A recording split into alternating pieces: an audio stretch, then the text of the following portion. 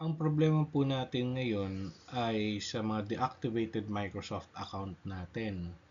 Ang gamit kasi natin noon ay yung R3-2 na Microsoft account. So, isa pong solusyon ay yung paggamit ng DepEd. Tenant natin yung deped.gov.ph. Pinadalahan po tayo sa mga email natin yan, yung DepEd Microsoft account natin. So, doon sa email, or open natin yung DepEd Gmail natin. Open natin yung search natin sa search bar, yung Activate Microsoft. Enter.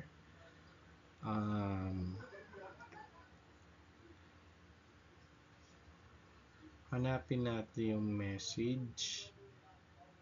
Ito.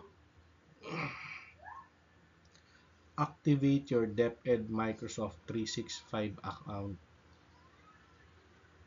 Okay. So, ito pinadala noong January 2023. So, nandito po yung username and temporary password. So, para po dyan, bago natin i-login yan dun sa ating Microsoft Office, kailangan iayos muna natin yung, kasi temporary password pa lang yan. So, change natin yung password na yan by first, click natin yung portaloffice.com, then magsa-sign in na po tayo using yung mga details na ito.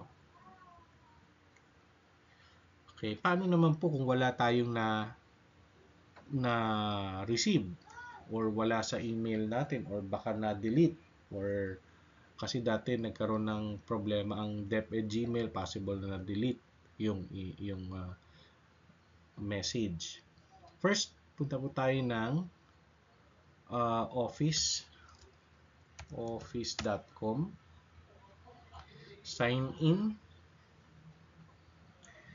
then so login tayo. Ang gamitin na natin yung ating deped.gov.ph,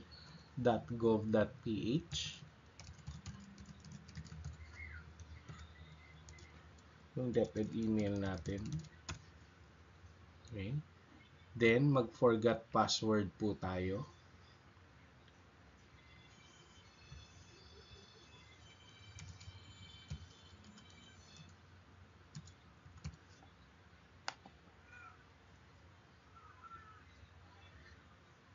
Okay, so pwedeng sa mobile phone or sa alternate email. So doon lang sa deped.gov.ph, then click next, containing verification code, email.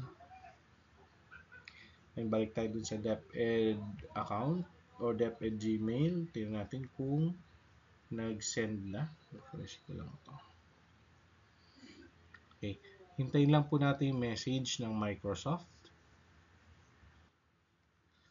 Okay, so dapat makaka-receive tayo ng ganitong message. Yung verification code, copy lang natin yan. Then, balik tayo sa natin, yung paste. Next. Then, yung password natin.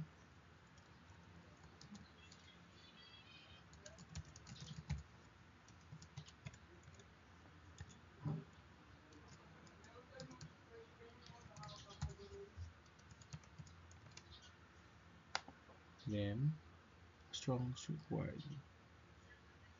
Okay. Balik pala tayo.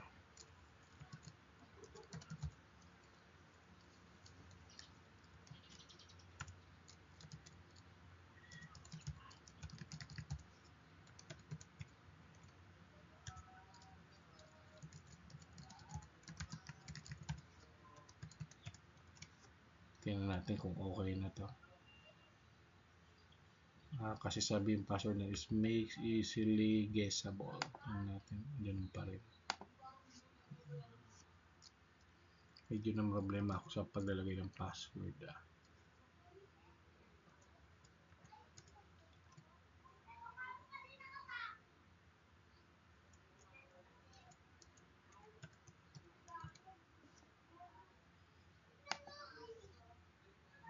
Yun. Then, sign in na tayo. using yung password natin kung okay.